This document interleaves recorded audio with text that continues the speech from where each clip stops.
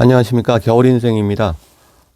오늘 새벽에 방송을 해드렸던 라리가 1번 경기죠. 아틀레티코 마드리드와 라스팔마스의 경기에 이어서 9회차 승무패 첫날에 편성된 라리가의 남은 경기들로 겨울인생의 축구 이야기 2부 시간을 준비를 해보았습니다.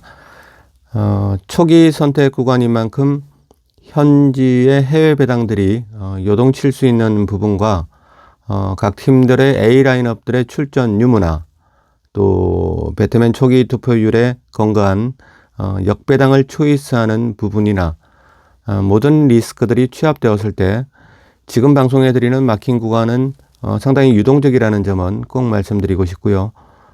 최종 확정 마킹 구간은 내일 오후 시간에 플래티넘 멤버십 채널을 통해서 재차 방송이 된다는 점을 양지해 주셨으면 감사하겠습니다. 그럼 9회차 승무패 첫날에 편성된 라리가의 남은 경기들로 곧장 가보도록 하겠습니다. 겨울인생의 축구 이야기 2부 시간에 준비한 첫 번째 분석 경기는 오사수나가 에스타디오 엘사다르로 카디즈를 초대하는 일정입니다.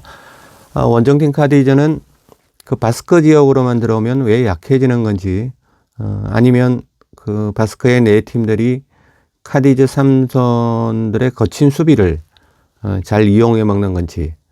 자, 그 날아다니던 레데스마 키퍼도 바스크 원정만 오면 정말 오줌을 삽니다. 카디즈는 삼선에 루이스 에르난데스 그리고 하비에르 에르난데스가 빠져있는 상황이기 때문에 투스트나 메레나 카르셀렌, 팔리 그리고 산토스에서 영입한 유망주죠. 피레스까지 삼선의 모든 라인업들이 총동원되리라 보여지고요. 레데스마 키퍼는 여전히 카디즈의 수호신이 될 가능성이 아주 커 보이는 경기입니다. 개막전의 맨 오브 더 매치 에메테리오가 조기 이탈하면서부터 미들라인이 꼬이다가 복귀하자마자 십자인대 나가고 아웃된 카디즈의 가장 취약한 부분은 중앙 미들의 장악력입니다. 에스칼란테는 기복이 심하고 루벤 알카레즈는 상당히 뛰어난 경기력을 보여주고 있지만 혼자서 북치고 장구치다 보니까 항상 중반으로 가면 불안합니다. 측면에서 잘해주고 있는 나바로와 알레오가 중앙으로 헬프를 들어오면 되죠. 하지만 나바로와 알레오가 또 중앙으로 헬프를 들어오게 되면 라인업의 전체가 흔들리다 보니까 정말 이도저도 죽도 밥도 아닌 꼬라지로 카디즈가 허무하게 패하는 경우도 잦아지게 됐죠. 골을 넣어야 승점이 그렇게 쌓일 수 있는 축구 게임인 이상 이제 카디즈가 남은 시즌 동안 기대해야 할 부분은 라모스와 로저의 그 득점 공식밖에 없을 것으로 사료가 됩니다. 베네수엘라 국대 다르윈 마치스, 참 이 선수는 먹튀 같은 느낌이 듭니다. 마치스에게 더 이상 미련 가지면 강등의 나락은 확정적이고요. 아직도 원정에서 1승도 거두지 못한 카디즈가 난이도 높은 에스타디오 엘사다르에서 승리를 거두고 돌아가기는 다소 힘들어 보이는 것이 사실입니다. 로저마저 출전이 좀 불투명한 상황이고 소보리노는 나가봐야 세모발 프레이드만 할 것 같고 그래도 삼선과 좌우 미들라인의 빌드업 과정은 카디즈가 그래도 강등권 레벨의 상위 버전인 만큼 카디즈의 좀 항상 제가 방송 때마다 말씀드렸는데 카디즈는 측면이 좀 강해요. 그래서 이 삼선과 좌우 미들라인이 공조하는 수비면 수비 아니면 빌드업이면 빌드업 이 모든 그 부분은 강등권 레벨로서는 상당히 좀 상위 버전이라고 볼 수가 있습니다. 측면에서 차근차근 이렇게 풀어가다 보면 희망의 불빛과 카디즈가 직면하게 될 수도 있으리라 생각을 해봅니다. 엘사다르의 잔디에서 오사수나의 전투력이야 굳이 부연 설명을 드리지 않아도 될 듯 합니다. 모이 고메즈와 이케르 무노즈가 제대로 돌아올 때까지만 오로즈와 루카스 토로가 버텨만 준다면 오사수나의 올 시즌 말미는 유로파 커트라인에서 배회하고 있지 않을까 상상을 해봅니다.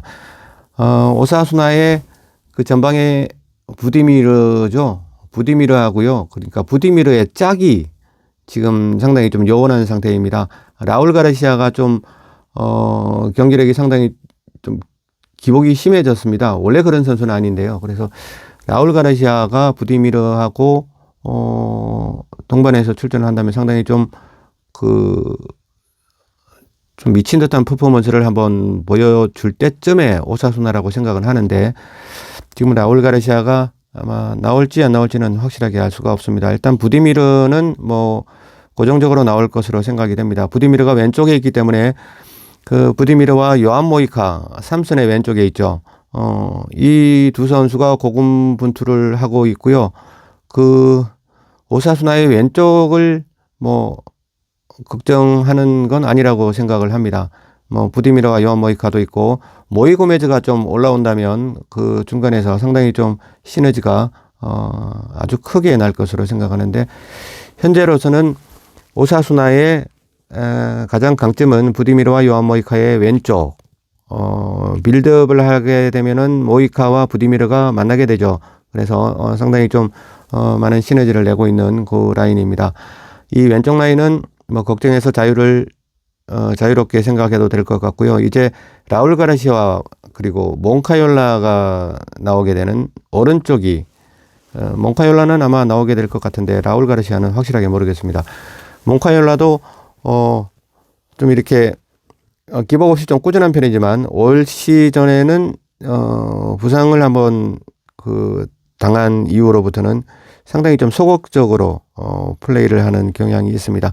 이 몽카yor라와 최전방의 라울 가르시아, 그리고 이선의 몽카yor라가 부활해주는 그런 숙제만 해결이 된다면 오사수나의 남은 시즌의 전망은 상당히 밝다고 그렇게 생각을 해보겠습니다. 오사수나의 승리 확률을 65, 그리고 무승부 확률을 35 정도로 가늠을 해보겠습니다. 자, 다음은 굉장히 재미있을 것 같은 경기입니다. 8번 매치업이고요. 이 경기는 아마 오랜 승무패 유저분들은 이 두 팀의 모기사슬이라고 하죠. 그 관계를 아마 아실 거라고 생각은 하는데, 바르셀로나에게만 저주의 땅이라고 생각이 듭니다.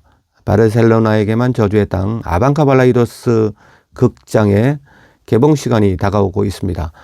자, 그 어떤 분석 관련 지표도 무용지물이 되는 매치업이기도 합니다.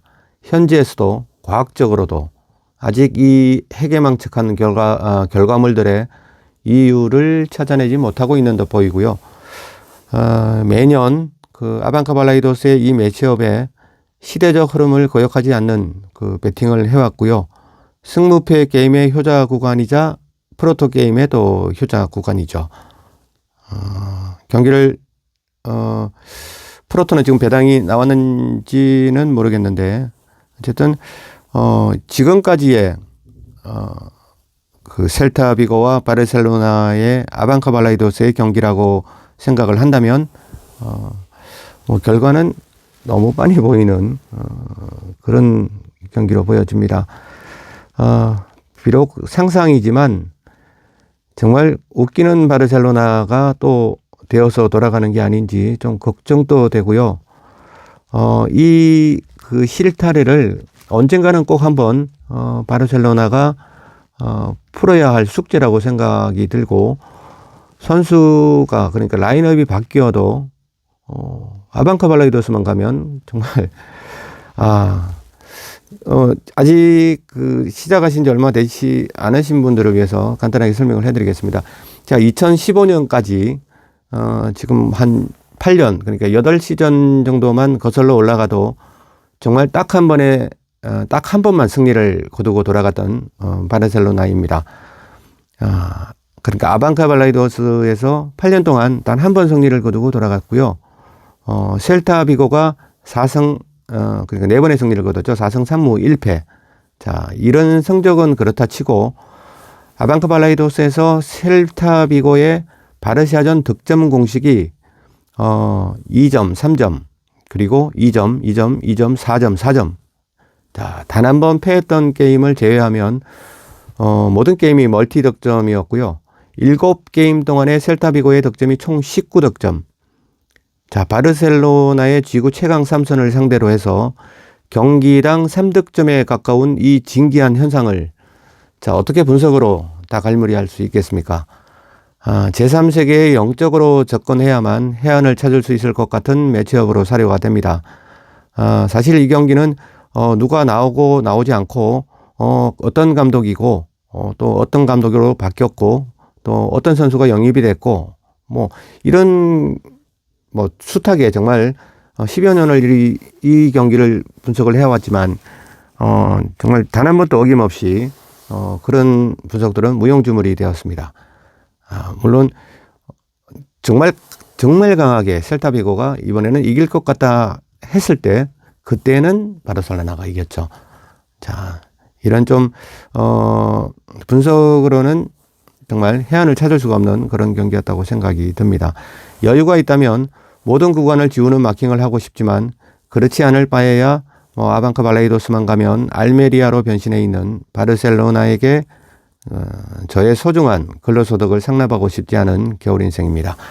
자, 단통으로 가야 하는 운명이라면 이아고 아스파스가 날아다닐 셀타비고의 승리 구간을 초이스해볼까 합니다. 자, 9번 경기도 정말 흥미진진한 경기가 될 것 같습니다. 첫날 경기 중에서 마지막 경기죠. 새벽 5시에 아마 열리는 걸로 알고 있는데 이 경기는 정말 TV로 시청을 해도 경기 자체가 뭐 셀타비고와 바르셀로나 경기도 재밌겠지만 이 발렌시아와 세비야의 경기는 정말 라리가 경기답지 않게 상당히 다이나믹하게 그리고 역동적으로 아마 흘러갈 거라고 생각이 듭니다. 상승세가 확연하게 보이는 두 팀이 만나게 됐고요. 에스타디오 데 메스타야에서 치러졌던 전반 라운드에서는 바데가 퇴장을 당했죠. 3선에 있던 중앙 3선입니다. 바데는. 바데가 퇴장당하면서 세비야가 1대2로 패하긴 했지만 퇴장당하기 전까지는 1대1이었습니다. 그러다가 퇴장당하다 보니까 수적 열세 속에서 정말 발렌시아의 결승골은 수적 열세가 가져다 준 승리라고 봐야 되겠죠. 그리고 글자의 의미 그대로 정말 일진일퇴의 공방전이었고요. 디아카비의 적극적인 공격 가담으로 생겼던 발렌시아의 첫 득점 장면이나 아니면 세비야 수소가 그날따라 정말 조력자 역할에 그냥 몰입을 하면서 상당히 경기는 졌지만 수소의 플레이는 아주 상당했다고 생각을 합니다. 공미 부분에 자리 잡았고요. 수소의 얼리 크로스가 결국 동점골로 이어졌는데 회전으로 이어지는 아웃스윙으로 회전되는 얼리 크로스가 엔네스리의 머리에 정확히 배달되면서 발렌시아 3선을 멍 때리게 했던 동점골 장면이었습니다. 자, 발렌시아의 첫 득점이나 세비야의 동점골 장면이나 주말 경기에서도 아마 비슷하게 여러 가지 장면들은 또 다르겠지만 경기의 흐름은 비슷하게 재현되지 않을까 예상을 해봅니다. 현 시점의 세비야의 문제는 전임 맨딜리바르 감독을 경질시키고 나서 정말 무용해진 유명무실해졌다고 봐야 되겠죠. 맨딜리바르 감독이 4-2-3-1 포맷을 쓰고 있었는데요. 맨딜리바르 감독이 나가고 난 다음에 가장 문제거리가 더블 볼란치 포지션이 완전히 무너졌습니다. 그러니까 4-2-3-1 중에서 맨딜리바르 감독이 그 2부분보다 3부분에 더 집중을 했기 때문에 이 부분에 있던 페르난데스나 라키티치 같은 경우는 경기력도 많이 떨어졌지만 이렇게 지면상으로 방송으로 이루다 말씀드리지 못한 그런 문제점이 많았다고 생각이 듭니다. 그리고 올 시즌 두 번째 감독 디에고 알론소가 부임을 하고도 같은 포지션에서 정말 지랄 연병을 뜨니까 대대적으로 물갈이 포매로 반등을 준비를 했었습니다. 전반 라운드 발렌시아전에 더블 볼란치였던 라키티치는 지금은 알샤밥에 있고요. 페르난데스는 아름다운 은퇴를 위해서 고향팀 비아노바로 둥지를 옮겼습니다. 그리고 나서 세비야의 올 시즌 세 번째 아버지가 왔죠. 죄송합니다. 아버지가 아니라 세 번째 감독님. 네. 세비야의 올 시즌 세 번째 감독님이 오셨습니다. 플로레스 감독이 정권을 잡으면서 이 세비야 반등의 서막이 열렸다고 봐야겠습니다. 4-2-3-1에서 세비야가 부침을 겪었던 그 더블 볼란치 부분을 과감하게 정리를 하면서 전임 감독들의 유물이었던 4-2-3-1을 버리고 3-5-2 포매로 재정비를 하기 시작한 플로레스는 그 수마레를 중용하기 시작했죠. 수마레를 중용하기 시작했고요. 또 모던 라인업에 새 전술이 녹아들기 시작하면서 미들라인과 최전방에 굵직하고 젊은 얼굴들을 영입하면서 명가재건을 꿈꾸고 있는 세비야입니다. 1월이었죠. 인터밀란에서 임대해온 그 루시엔 아고우메는 이미 세비야화 되었고, 세비야화 되었다고 봅니다. 처음 첫 한두 경기는 좀, 어색한 그 움직임이었는데 지금은 뭐 상당합니다. 하여튼 아고우메는 이미 세비야 사람이 되었다고 생각이 들고요. 맨유에서 임대해온 한니발 메버리도 벤치에서 좀 세비야스러움을 눈으로 익히고 있는 상태고요. 한 경기는 잠시 나왔었는데, 아마 이번 주말에 메버리가 나올 것 같기도 합니다. 어떻게 될지는 한번 좀 이렇게 TV를 보면서, 제 방송을 생각하면서 한번 TV를 보시면 상당히 좀 재밌는 장면들도 많을 거라고 생각을 합니다. 자, 그리고 세 번째는 이달에 토트넘에서 임대해온 그 알레오 벨리즈. 야, 이 선수는, 상당히 좀 유망주가 아니라 뭐 아르헨티나 신성이라고도 얘기를 했었는데, 바이에른 뮌헨으로, 누구죠? 토트넘의 그 손흥민의, 케인. 예. 케인이 떠나면서, 그 과정에서, 토트넘에 왔다가 다시 또, 이제 토트넘에서 세비야로 둥지를 틀었습니다. 알레오 벨리즈 같은 경우는 만약에 부상에서 복귀한다면 세비야 포워드라인의 조커로 손색이 없을 것으로 사료가 됩니다. 하지만 잘 커가고 있는 정말 잘 커가고 있는 아고움에도 부상 이탈을 했죠. 그리고 오캄포스는 출전할지 안 할지 애매한 상황이고요. 루케바키오 살라스 나마냐 구델은 돌아올 기약이 없습니다. 자, 세비야의 이런 굵직한 부재 속에서도 절망보다는 희망적인 평가가 주를 이루는 건 플로레스 감독의 용병술이 매 경기마다 기가 막히게 들어맞고 있고, 워낙에 뎁스가 좋은 세비야이다 보니까 든자리 난자리 구분하지 않아도 11명만 맞추어서 출전시켜 놓으면 알아서 능력껏 성과를 만들어내고 있는 시점에 다다랐다는 것입니다. 자, 지금 말씀드린 이런 부분이 지금의 세비야입니다. 그러니까 부상이 있어도 세비야는 세비야다. 가장 짧은 말로 이렇게 말씀을 드릴 수가 있겠죠. 자, 그리고 발렌시아도 다국적 군단에서 발렌시아 하면 제일 먼저 떠올랐던 게 다국적 군단. 근데 지금 다국적 군단에서 바라 감독의 4-4-2 포메이션에 입힌 맞춤 전술과 라인업 구색을 완성을 해놓고 보니까 자국 선수들이 A 라인업의 주류를 이루게 되었다는 부분은 상당히 긍정적인 발렌시아의 미래라고 생각해 봅니다. 이제는 발렌시아의 한 70% 정도 상회하겠죠. 이제 스페인 선수들이 발렌시아의 주류가 되었습니다.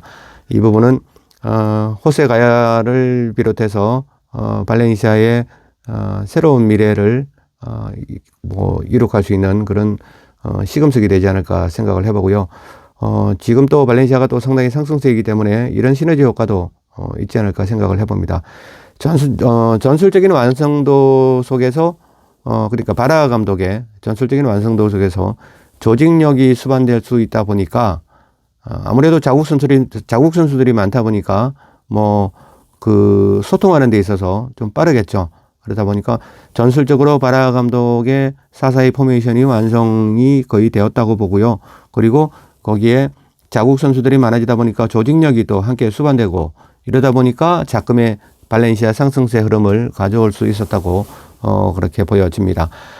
수비 라인의 마당발이었죠. 파울리스타를 AT 마드리드로 떠나보냈지만 대안이 있지 않겠습니까? 정말 애기 같았던 그 손뭉치 같았던 모스케라가 이제 다 컸습니다. 이제 정말 다 컸기 때문에 발렌시아 3선의 핵으로 성장해 나감에 있어서 부족함이 하나도 없어 보입니다.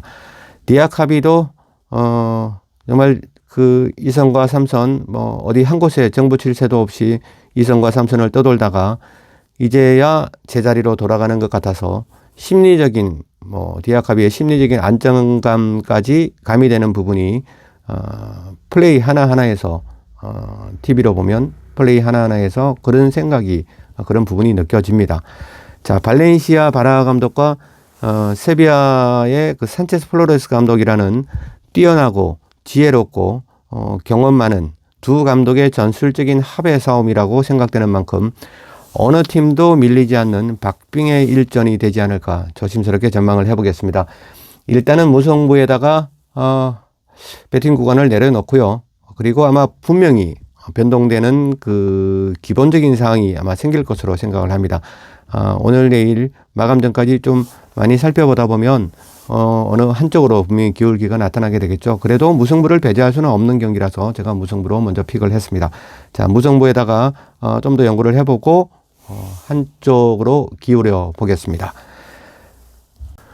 자, 그럼 이상으로 겨울 인생의 축구 이야기 채널에서 준비를 해드렸던 9회차 승무패 첫날에 편성된 라리가 모든 경기들의 재미있는 이야기들을 담아 보았습니다. 독자님들께서 개인적으로 그 승무패 라인을 형성하시는데 조금만 도움이 되셨다면 구독과 좋아요 부탁드리고요. 내일 오전 시간에는 남아있는 9회차 승무패 경기들로 다시 찾아뵙겠습니다. 겨울 인생의 축구 이야기 3부 시간이고 또 9회차에서는 마지막 일정이죠. 마지막 최종편입니다.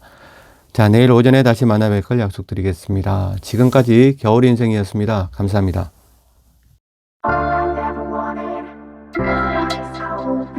All I've ever needed was a nice cold man.